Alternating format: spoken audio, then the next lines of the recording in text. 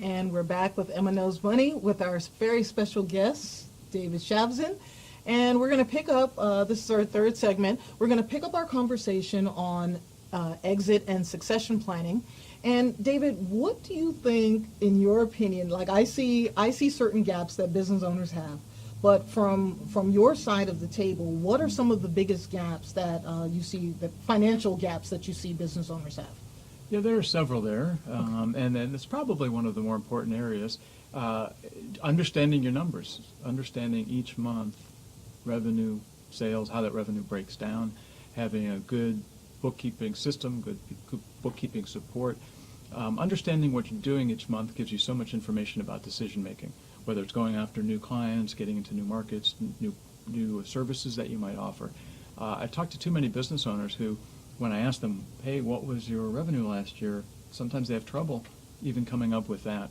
Now, as I say, it helps just to run the business, but if you're going to go to a bank and get a loan, they're going to want to look at a few years of tax returns, financial statements, and they're going to want to know that you know your business. They're going to be loaning money to you. They want to get it back eventually, and they want confidence in the leadership of the company. So having good financials, do you recommend that business owners do their own books? I would answer it this way: if they are capable and understand it, or can learn it, absolutely. I always advise at least that they have a review of that, maybe monthly with a CPA, maybe quarterly. So it's really not a matter of should the business owner do it in and of itself. If it's something that they're capable, strong with, absolutely. Now, if they're doing it, this gets into a little bit of another issue, but if they're doing that and not letting go of it because they're not delegating and try to do everything themselves, that's also where they'll run into trouble. Now, what about, let's talk a little bit about management. What do you think what are one of the things that a business owner should ensure that they have when it comes to a management team if they're looking at selling their business? One of the things I specialize in is the golden handcuffs, making sure that the business owner puts enough of a carrot in place so that the management team will stay on board, not only throughout the transition, but a couple of years after the business is sold. So what do you think, talk to me a little bit about management strength. Like what is that, what do you mean by that? What does that mean? Yeah, no, and again, I will put it into different contexts. So the first thing we do think about is having a strong management team so that owner is not doing the books and everything else themselves, so that the institutional knowledge right across the company is spread out among the leadership team and not the owner. If the owner sells the business and leaves, then what's the buyer left with? And if that management team that's left is not very strong, then again, it's not going to be an ideal sale price for the owner, for the original owner, for the seller. And when we look at management strength, I will say that on the other hand, it depends on the buyer. There are different types of buyers. So you may have a buyer who is already in the same industry as the seller, and they may not need or want that high-level management team because they already have one. So they may be bringing their own people in. Bringing their own people. So it's really going to depend whether they're a competitor or if they're new to the industry? Yeah, exactly. And other issues as well. Now, all that said, I still would strongly suggest that the development of the management team, the development of all the staff, in terms of training, education, skill sets, be worked on constantly, because you never know how that business will get sold down the line. And even if the business doesn't get sold, I always talk to my clients about their management team from the standpoint of something may happen before you're ready to sell your business. You could get in a car accident, ski accident, right? You could be, you could have the flu. A lot of people are getting the flu. Yeah. You could have the flu for 4 weeks, be out of work for 4 weeks. You need to make sure that your management team can keep the business running while you're healing. Yeah. Or if you have to take care of your parents. I work a lot with the sandwich generation. And so a lot of my clients are now having to take care of, figure out ways of providing care for your parents. So if you have to be away from the business, do you have a strong management team that could keep things going if you were just kind of virtually there? Yes. So many good reasons to have a strong management team, including if you do have one and can really, truly delegate down, that frees you up as the owner to get so much more strategic and working on the business.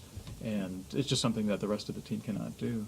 So what risks do you think or do you see that business owners are not addressing? how many hours do you have?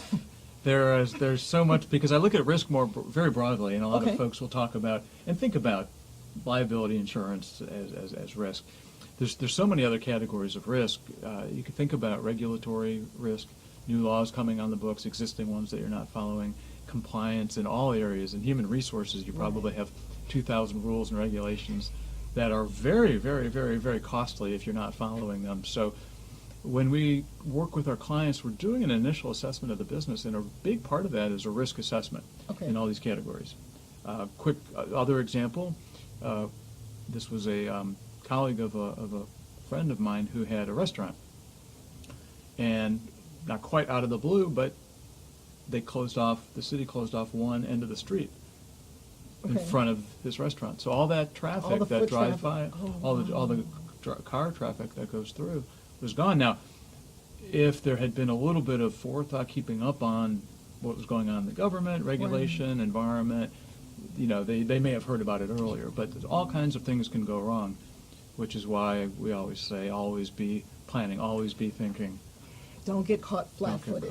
Don't get caught flat-footed. Now, most business owners, they have in their head that, one day they're going to decide that they want to sell their business, and they're going to throw out an offer, and a buyer's going to come and say, that's a great price, and I'm going to buy your company. Let me write you a check, and hand them a check, and then they hop on a plane, and then they're in the Caribbean. Mm-hmm.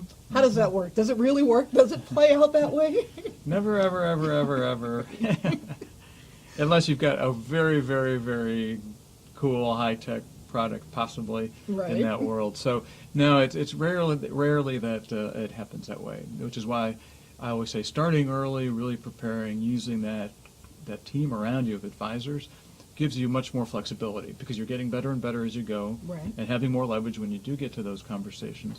And you're able to be considering different avenues, because when you get down to it, that might be a fluke that someone just, wants it right away. It's going to be rare, so it's going to be an ongoing negotiation back and forth. It may be somebody in the business. It may be a business partner. It may be an outside buyer who's not in the industry. It might be an investment group.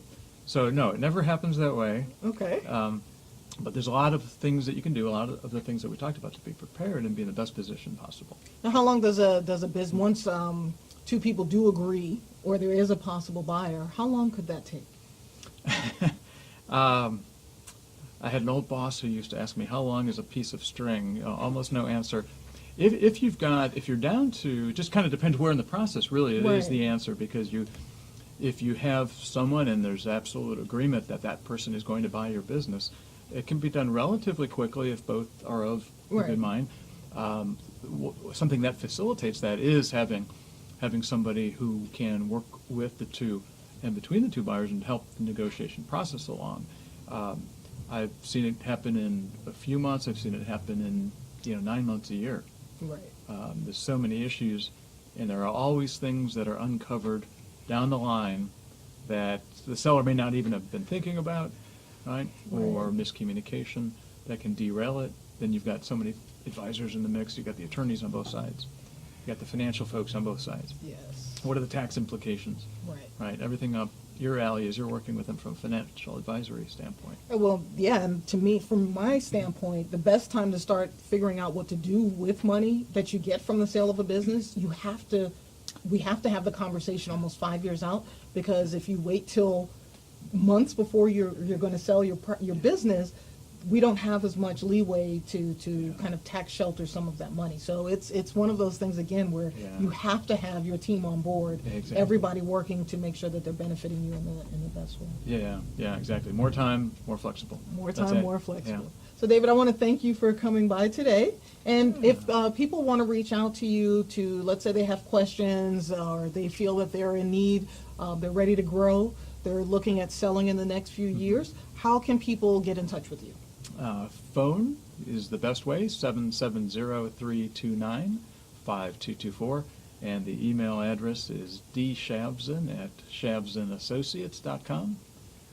Those are probably. Are you on Facebook? I am. LinkedIn is probably better for me on the business side of things, and then my website is shavzinassociates.com. Well, thank you for being here. Pleasure. Thank you. We'll be back next week with M&O's money.